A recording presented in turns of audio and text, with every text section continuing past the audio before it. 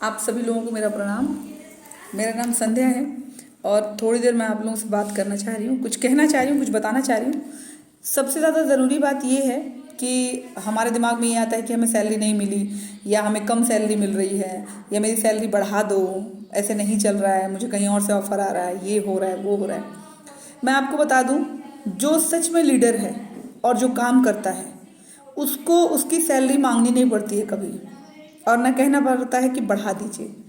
उसकी salary auto mode में calculate होकर रिलीज होती है। जो भी अपना काम पूरी ईमानदारी से, पूरी लगन से और रिजल्ट ओरिएंटेड करता है, कंपनी कभी भी ऐसे लीडर्स की सैलरी कम नहीं देती है या फिर रोकती नहीं है। क्यों? क्योंकि उनके काम से कंपनी को भी बेनिफिट है, उनको भी बेनिफिट है। तो इसलिए ऐसे लोगों की सैलरी भी जाती है और जब वो अच्छा करना शुरू करते हैं तो उनको प्रमोट भी किया जाता है कि वो बेहतर करें।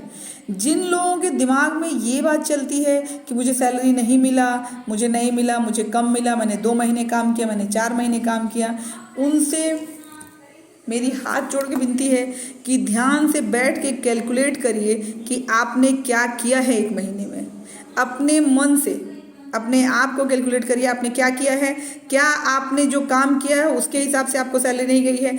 ऐसा पॉसिबल ही नहीं है। अगर आप काम करते हैं ना, जो भी लीडर हमारा काम करता है और बढ़िया काम करता है, जो काम उसको दिया जाता है वो अपना 100% एफर्ट डालता है, रिजल्ट 19-20 आता है तो भी चलता है, लेकिन वो काम करता है तो सैलरी उसकी जाती ज़रूर है।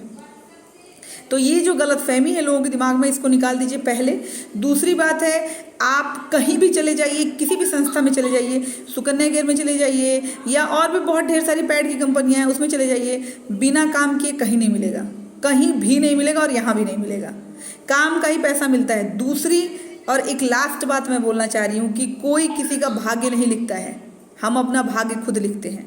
मतलब आपने अगर टीम बनाई है, आपने जो काम किया, आपने टीम बनाई, अब आपका काम सिर्फ और सिर्फ मीडिएटर का है। जैसे कि आपने, अब सिंपल आप लोग समझिए, आप लोग कैसे कंफ्यूज होते हैं कि मेरा सीनियर जा रहा है तो मैं क्या करूं, मेरा सीनियर दूसरी कंपनी में जा रहा है तो मैं क्या करूं, वो मुझे लाया है तो मैं चला जाऊं। कितनी गलत सोच है आपकी। अगर आपकी शादी लगती है तो एक मीडिएटर होता है, अगुआ, जो आपकी शादी लगा देता है। शादी लग गई, आपकी शादी हो गई, आप अपने ससुराल में चली गई। अगर आपकी बहस हुई, आपका नहीं पट रहा है, आपको नहीं समझ आ रहा है, तो क्या करेंगी? अगुआ के साथ चली जाएंगी? ऐसा नहीं, आप समझेंगी, सीखेंगी और बेहतर करने की कोशिश करेंगी। तो जो आपका अपलाइन है, जो आपका सीनियर है, वो मीडिएटर ही है आपके और कंपनी के बीच में। वो कंपनी में आपको लाया, उसके बाद आपका भाग्य आपको लिखना है और प्लेटफॉर्म सुकन्या केयर है। आपको जो प्रॉब्लम है, जो सीखना है, जो समझना है, वो सब कुछ सुकन्या केयर से करना है। आपका लीडर कहीं जा रहा है, आपका सीनियर कहीं जा रहा है, उससे कोई मतलब नहीं है।